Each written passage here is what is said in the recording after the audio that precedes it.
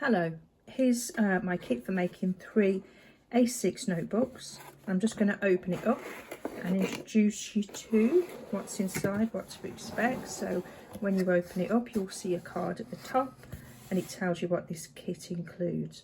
But also please note that it's not suitable for under 18s because it has some sharp items in there. We'll go through the items. For tutorial instructions, scan this. This is going to be this video. And then you'll know what to do. Okay, so here's my business card. QR cards at the back as well. Open it up.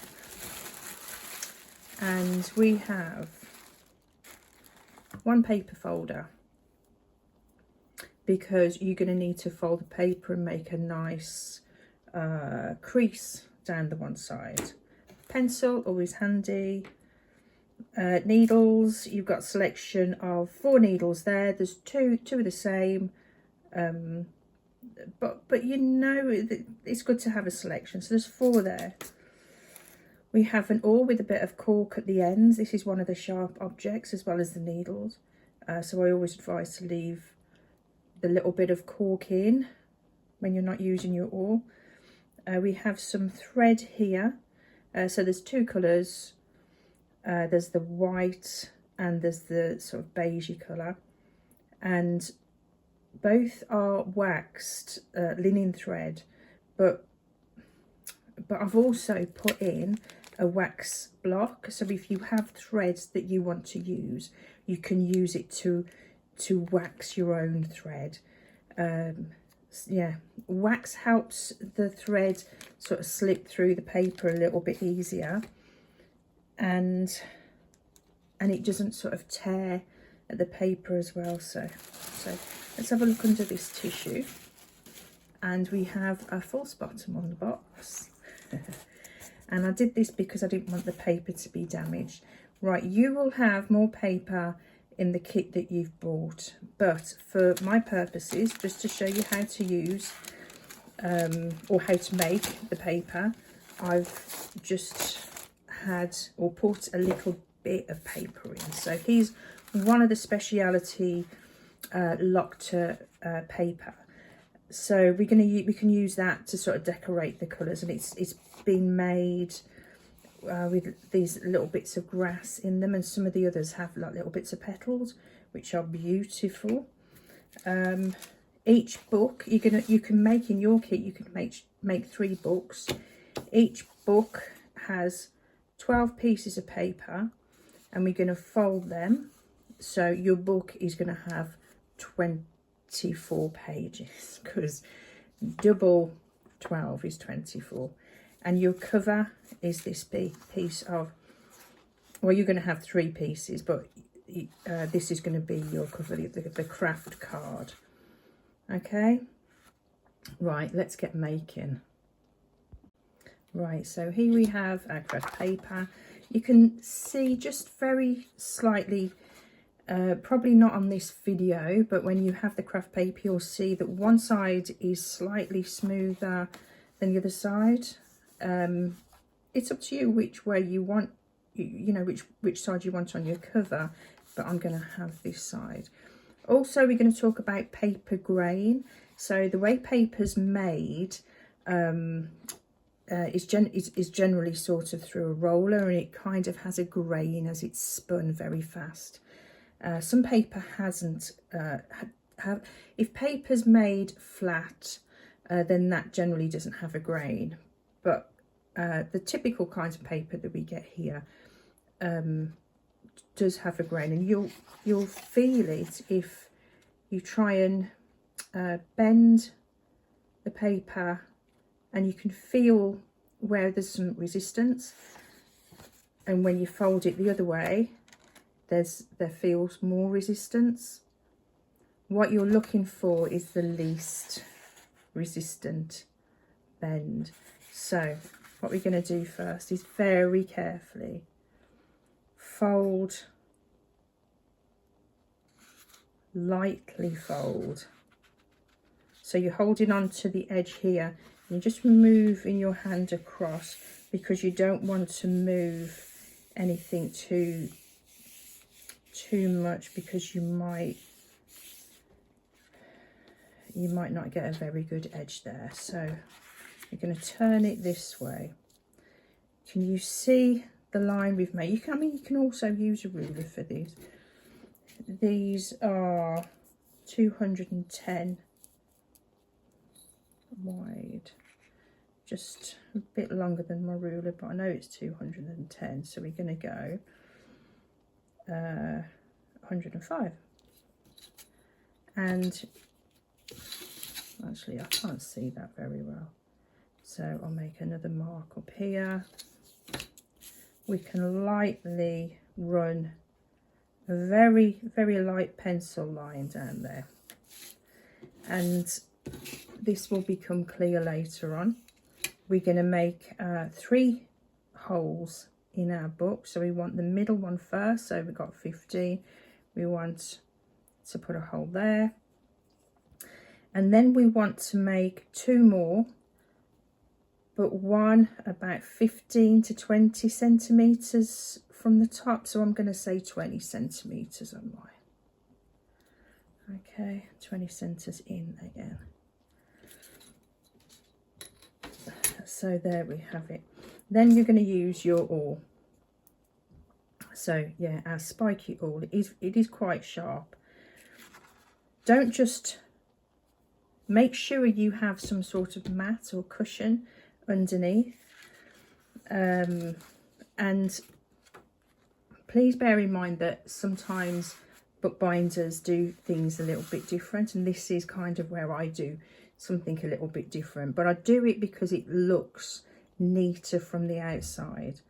So I'm going to make holes into my craft card in those little dots or little marks that are measured out and along the line. Also notice that it's very thin at the top and very thick towards the bottom, so you can manage the size of the hole that you're making by either pushing the awl in a little bit or a lot. Usually I use just a lot of cardboard, but I can't find it today. Typical. Right, what we're going to do, we're going to make sure that everything is in line, so hopefully you don't want to really see the paper under the cover.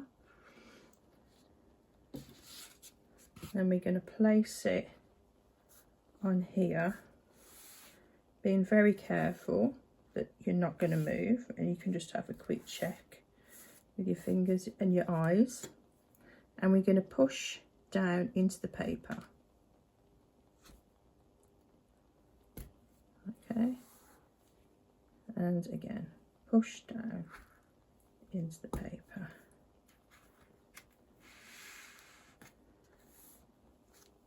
And again push down into the paper. So there we have our 3 holes, and that's where our threads are going to go. Before we do anything else, I'll show you how to use the wax block. I'm going to use, see, it's quite a nice colour, it's across there. I think I'm going to use the white though. To measure, you want 2 heights, and do you know what, just to be on the safe side, I always add a little bit more, so about there, and that's going to be your thread. I'll show you how to use the wax, although you can probably see how you need to use it. It's in a little plastic container, just in case we get a very hot summer one year. You don't want it melting all over the place. You hold it and you let it run through there, and you can do that a few times, or at least 3 times. You'll feel the thread changing as you do it. I'll pop that back in its bag in a minute. Right, let's have a look at these needles.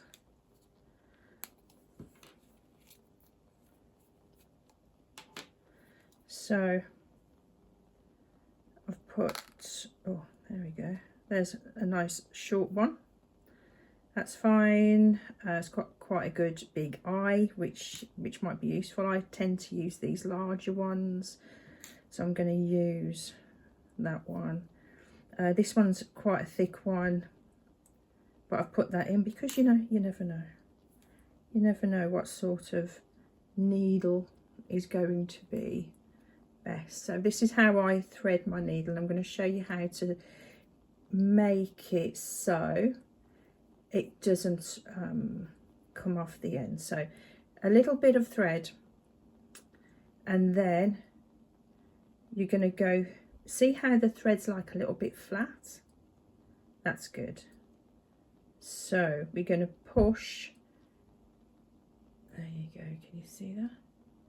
We're going to push the tip and split the linen thread with the tip and pull it down the needle, and then with this side that you've threaded already, you're going to pull that through and then pull that down.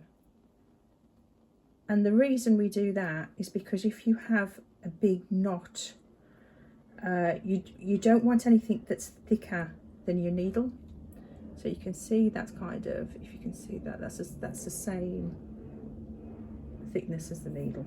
Okay, right, you can do this two ways.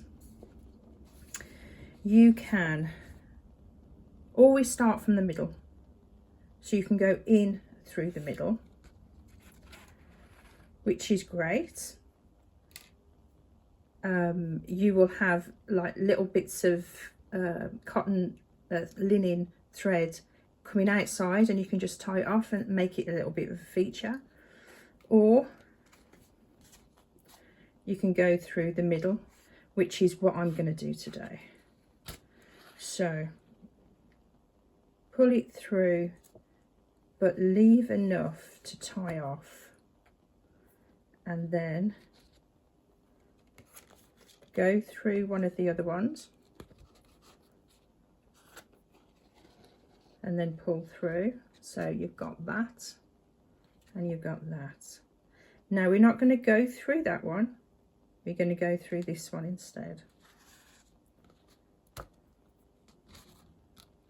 Okay, so we've got that and we've got that, and then you're going to go through here, but you're going to make sure that your needle comes up, or is the other side of the thread to this thread. So because the reason for that, let's just sort of nip this off and just let it fall, is that you're gonna tie a knot. So it's looks like that, looks like that. We're going to tie a reef knot or a box knot. So we've got left, right, left over right and under, and tie, right over left, sorry, that's my dog, and under. Okay, so we've made our reef knot. We're going to trim it, and if you want to be extra neat, you can push it under a little bit. But you know what, I always quite like those bits because it just shows that it's handmade. So we're going to get rid of that now. Right, so now we're going to fold it, and those pages there, they're not going to move. The middle is not going to move. So we're going to line it up top and bottom, making sure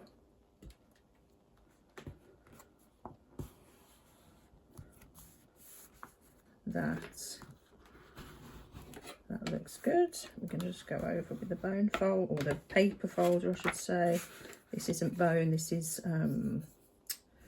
some sort of plastic by the feels of it, which is good, but traditional bookbinders might use a bone folder.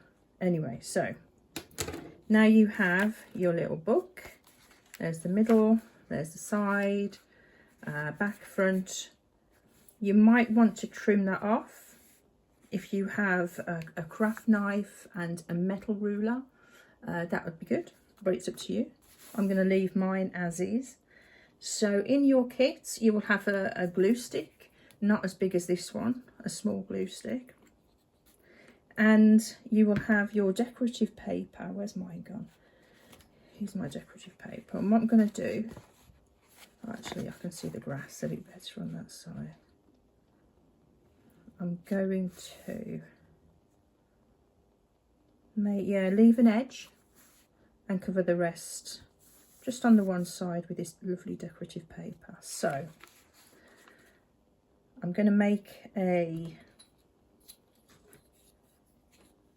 couple of little lines. We're going to go 20mm in.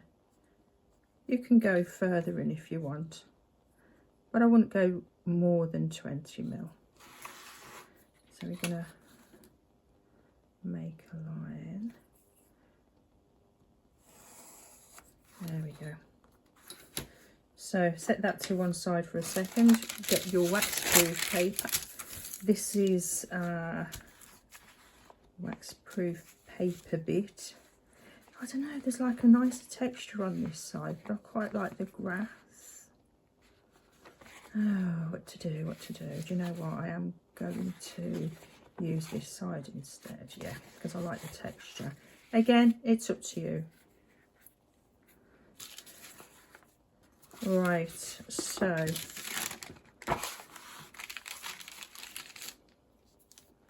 we're going to carefully not going past that line. But if you do, it's not the end of the world, it'll dry out. Make sure that you cover as much as you can. I mean, the lock to paper, the decorative paper, is just beautiful, and it sticks really nicely. So we're going to move that away, and we're going to place this over the top of where we've glued. Let's try and get as much grass in as possible.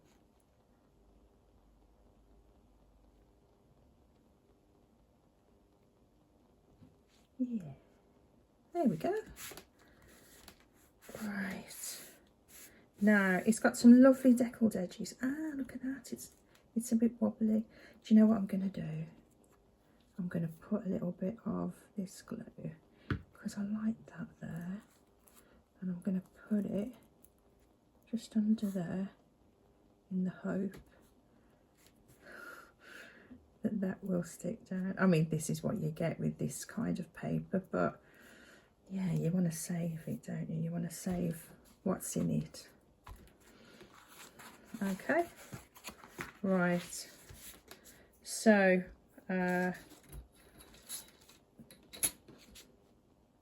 what you can do is you can tear off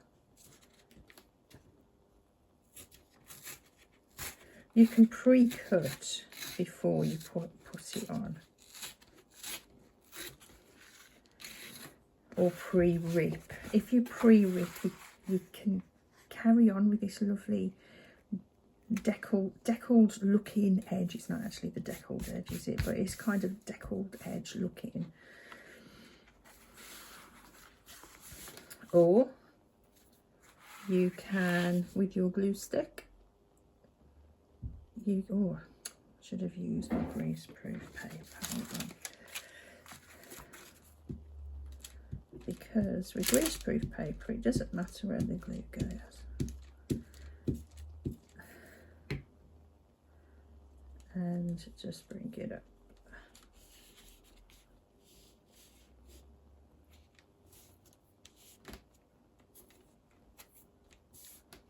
Okay.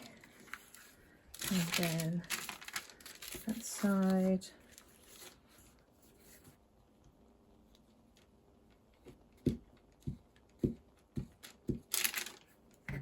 There.